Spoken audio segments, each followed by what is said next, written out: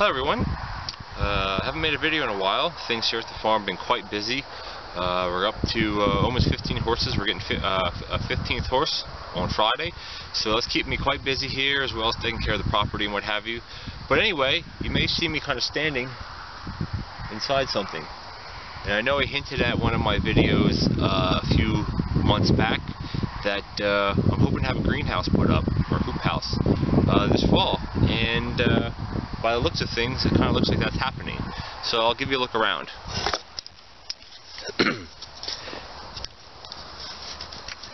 Now we're out in the sun here, so there's probably quite a glare. But to me, that looks like the start of a hoop house. Let me get it from this angle. This is what I'm building.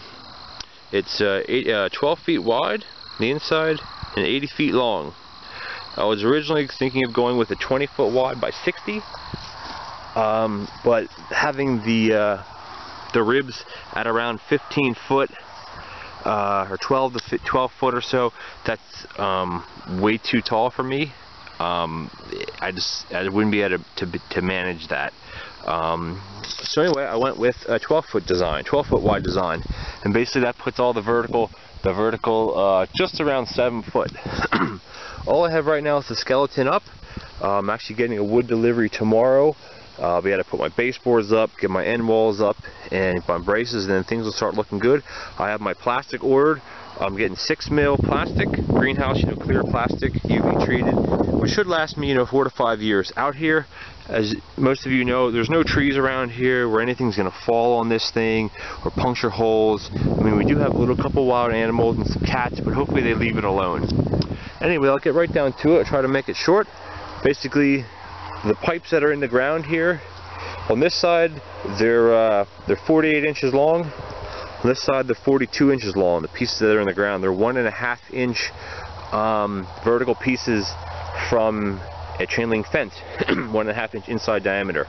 And the reason why I went with those is because that's what's available at my local hardware store at Home Depot. That's where I got them from, as well as at a TSC store.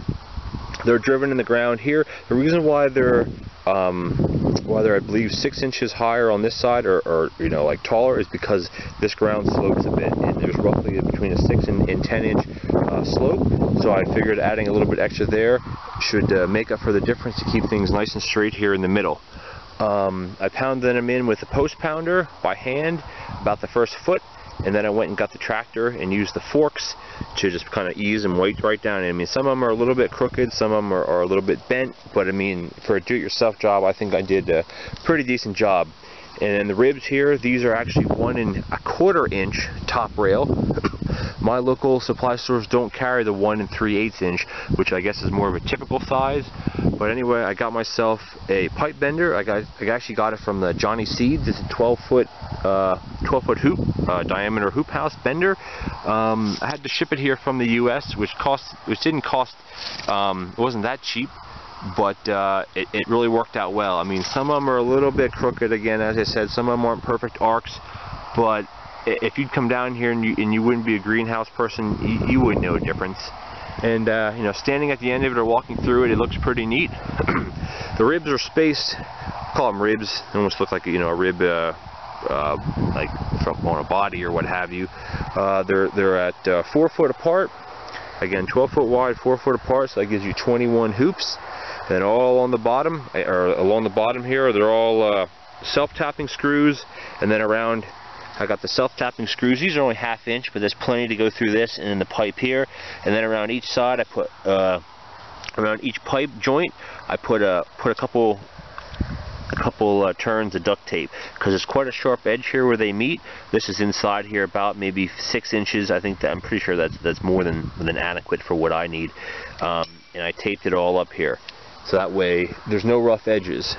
And I have here, this is the same length of the curved pipe, but they all come in straight, obviously. They're 10 foot long pieces of top rail.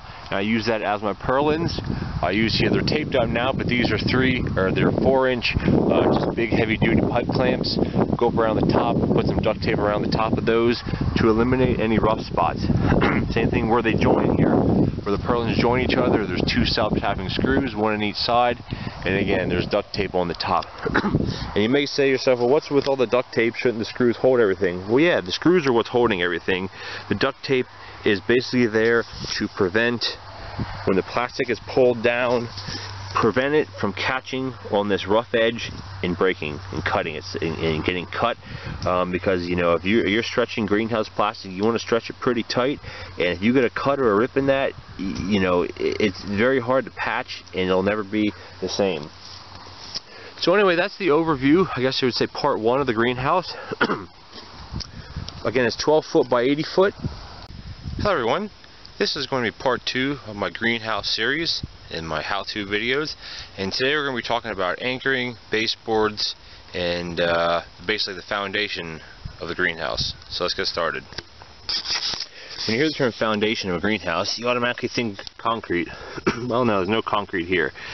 Basically, your foundation or your framing consists of a baseboard, which in my case I'm using 2x6 pressure treated lumber. It encompasses a ground post, and here you have your hoop and some hardware. Basically, what I went about doing is, once I got everything laid out, is I have 1.5 inch pipe. This is 42 inches long. It's driven in the ground about 34-36 inches. It's not quite to my frost line. However, I don't think it gets that quite. The frost doesn't get quite that deep up here.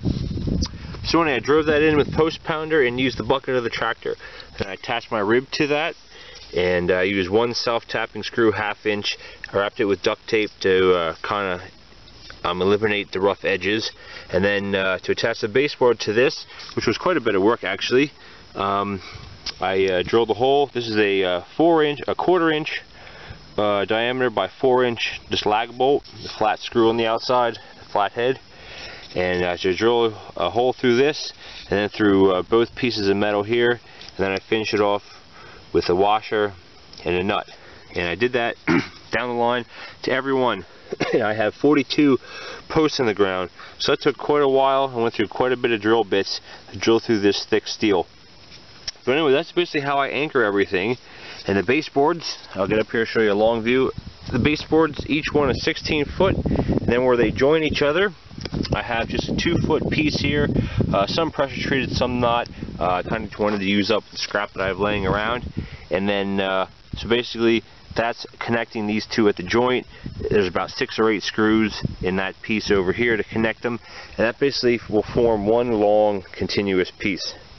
The greenhouse, as I keep doing more of it, you can see it's not perfectly straight, but I think it's going to be straight enough for what I need. But anyway, that's basically how I anchor to the ground. Next up in the series will be talking end walls. Hello everyone. Today's video will be about end walls in the greenhouse. This will be part 3 of my greenhouse series. Let's get started. So if you see this end wall here, this is I'm on my west end of my greenhouse, of the bigger end, I should say, as far as end walls go. Again, my greenhouse is 12 feet wide, and you may say, oh, that's a big opening for a door. Well, it is. That's a 48 inch opening, and that'll be big enough. Once this baseboard is removed, I have to put a couple posts in the ground here on either side to anchor it, because once I cut this away, you lose your strength going this way. And then it's 40 inches wide, because that will allow my my lawnmower as well as my dump trailer in here to basically, at the end of the season, or even the beginning of the season, because I'm using mostly grow bags in here and I'll be trucking in soil and everything, this will be a good access point to get in. And since it's at the west end, basically the back of the greenhouse, it won't be you know, looked at as an eyesore. So all I did is use basic, you know, 2x8 or 2x4 framing lumber. This one here, this is about, I don't know, 65 inches. Well, all I did basically is went up to the top of where the 48 inches spanned, where it hit each corner of the hoop, and then basically went down. Then all I have down here is some bracing. Again, this doesn't have to be any type of you know, specific measurement. I just did it like this. That way, you know, I kept this square the same on each side in case I ever want to add a window. The dimensions are about 2 feet by about 2.5 feet, 30 inches or so. The opening, And then again, it's all this 2x4 framing lumber, just your regular 3-inch. Your 3-inch, you can consider them deck screws, multi-purpose screws, any type of screw really, 3-inch long. And then I actually have a corner piece here, and all these are actually this corner piece is for a reason as well. I'm undecided what I'm going to actually plywood up or put plastic on, but basically when the plastic gets wrapped around this hoop, it has to attach to something, and you can't just staple it to this thing. You got to actually use either wiggle wire or some type of 1x3 framing lumber, which is what I'll be using. And so basically they'll wrap it around tight, put a piece of framing lumber up on this, or your 1x3, you nail it in, screw it in, you do the same thing here. It just adds protection and basically security really, to make sure the plastic doesn't come off.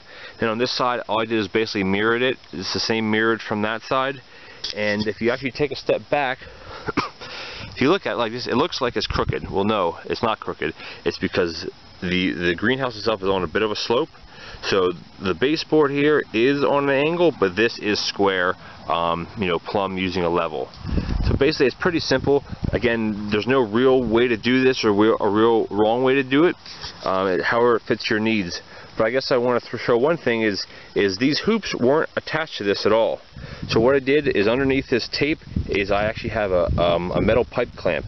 You can get some pipe tape that you could wrap all the way around that has holes in it, or you could use a pipe clamp, whatever, or however you want to do it. But basically you have a self-tapping screw through the pipe clamp, and then I attach it with a 3-inch screw here, and then the duct tape again, which is on every joint by the way, is wrapped maybe 3, 4, 5 layers around this screw to eliminate the rub of the plastic being on here. Once the plastic is on, especially the end walls here, I'll cut strips of plastic, maybe 8 or so inches in square, and put them in against this to kind of give you a double protection, so this duct tape doesn't react with the UV treated plastic and kind of have another layer of a barrier, which I think is very important to have as many layers of barrier as you can between your structure, whether it be wood or steel or aluminum or plastic or whatever, then your poly that's going on the outside. Because if you get a hole in this, or if you have something that reacts to the sun, you're going to eat away and you're going to degrade the 3 to 4 year value of your plastic. And then lastly in here, which this is optional, I've seen these done. A lot of this design was taken from a hoop house that I built 15 years ago down at a shrub nursery down in Pennsylvania, where I grew up. But basically, these are 2x4s, 10 foot. It's screwed in the top there, and then it's screwed in the bottom here. And basically, what that does is lock this end wall into the baseboard. And if you try to shake it, this thing is pretty solid. It's it's not going anywhere. So let's head up to the top side, and I'll show you a little bit about that end wall. All right, now we're up to the east end of the end wall, and again the slope is very noticeable here. However, this is all squared up, plumbed with a level. This has a bit of slope to it, which is fine. This is the other end. It looks a little bit different. The opening here is 32 inches and 32 inches by 78 inches, and what that will do is that will accept a door, an actual steel door, steel and wooden door that I have on the porch, the entranceway of my home, which is going to be replaced in a couple weeks. So I have this framed out for that door to fit here, an actual door that'll have a latch to it, and it'll look a little bit better than just having a piece of plywood.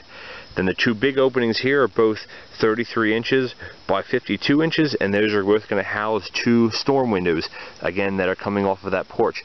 And what that will do is in the summertime, I'll be able to open the windows on both sides, and they have screens in them, which can keep out bugs. However, depending on what type of bug you're trying to keep out, that's not necessarily a good thing.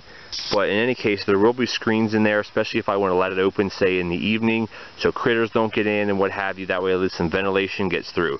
So those are 2 windows here. Again, I mentioned at the bottom there, I have openings cut for windows. I don't have any windows, but all I could do for a simple thing is to put a piece of plywood with a hinge that opens up, and there, bam, there's your ventilation. Ventilation is key in the greenhouse, which I'll talk about in a minute. But that's why I have the windows, and basically all it is framed out exactly like the west end wall. You just get your dimensions in, cut some framing lumber, put it up. Again, pipe clamps attaching to the hoops themselves, multiple layers of duct tape, And on the end is just like I did on the other one. I'm going to put a piece of plastic, leftover greenhouse plastic, over this to provide double and triple layer protection against wear. And again, it's pretty solid. I have the braces, the 10-foot braces on here, just like I do the other end. And the braces may be a little bit of an eyesore. They don't really take up that much space if you put it in perspective about how big the greenhouse is. But for my money, I'd rather work around that and have the bracing, especially with the wind that we get up through here. This thing is pretty solid right now. Once the plastic goes on, it'll be even more solid. But with these end walls built this way, I'm not going to have any problem with wind or anything like that. So anyway, that's how I go about doing my end walls. If you have any questions, again, please leave them in the comments below or send me a private message. Thanks for watching. Hello everyone. This is the final video in my greenhouse series about kind of how-to, construction, how I built it, etc. I was able to get the plastic on yesterday. It was quite a struggle doing it all by myself, but I managed to get it on. I'm quite happy with the result. So let me show you around. Well, there she is, 80 foot long by 12 foot wide. The plastic is just your ordinary 6 mil clear plastic. It might look a little white just because of the way the glare is on the ends here. I'm not sure if I showed this in my last video or not. Got the end walls up. Got 2 windows. These are just regular storm windows and a recycled door. All these, the windows and doors on here are all recycled. I have a bit of patching to do down here yet. I'll just put a piece of plywood down there. But basically, as you can see, all the condensation, it's probably quite warm in here. Outside today, it's maybe close to 70 degrees. Whew, and it is hot in here. So I'll give you the walkthrough. Everything's fogging up. Hopefully that goes away. If not, I won't have to go back outside. I don't have the vents open right now. Whew. Can you guys see that? I don't think you can see that. Yeah, it's a little bit better. Sorry. It's quite the greenhouse effect in here. But anyway, we can go down to the thermometer. That says about 87 degrees. And then, as you can see, there's tons of condensation inside here. Try to clean that off for you. I gotta go back outside. I can't show you very well. But anyway, it's just the plastic's just right up and down. On the outside, it's attached, which I'll show you in a minute. Alright, here we are back outside. And as you see, I don't use wiggle wire or anything like that. It'd be so expensive to do 160 foot plus each end, so you're probably looking at, I don't know, 190 foot worth of wiggle wire when it's all said and done. But all I did here is I take 1x4 spruce furring strips, and every maybe, I don't know, foot or two, pull the plastic tight with my foot, put a screw in, screw, and that worked quite well. The plastic, no, it's not the tightest stuff in the world, but again, these ribs aren't exactly the same. Like when I put them in, there's a bit of a wave to it. I don't know if you can really see it. It's more visible on the other side. So plastic isn't the tightest. You know, maybe in the springtime I'll take some of these furring strips off, retighten it. As the plastic sits on here, it'll expand because of the sun, and that'd be the time to do it. But for now, I'm fairly happy with what happened, or the progress of it. And as you can see, with all the moisture inside, it's definitely having the quote greenhouse effect. It's quite warm inside. I'm very happy with it. And I'll show you one of the end walls. Both the end walls are the same as far as how they were constructed.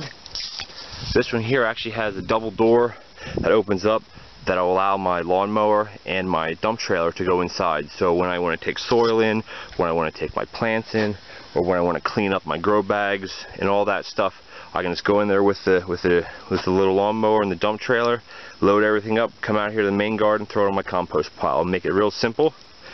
And then here, these are just 2 smaller windows. Both of them go up and down. There's no screens in them, but again, you know, you kind of want certain bugs to get in there, and if a bad bug gets in there, it's going to get in there whether you have screens on your windows or not. Just the way it works. Especially since my greenhouse is on quite of a slope, which you can see. There are holes here and there on both end walls. But overall, again, use furring strips around the perimeters of the windows and the doors, just with screws. I've done it this way about 15 years ago when I put up a house. Nothing quite this size, and I had help, by the way. But that's it. You know, it seemed to work, and I'm fairly happy with how it turned out. It may look a lot bigger with the plastic on it, or it may look a lot smaller with the plastic on it. Basically inside is 80 foot by 12 foot, so that's 960 square feet of growing, and I'm looking forward to getting in here next spring around maybe April and May and start planting some things. So that's the greenhouse, the update on it. If you have any questions about anything that I did, again, feel free to leave it in the comments below or send me a message. Thanks for watching.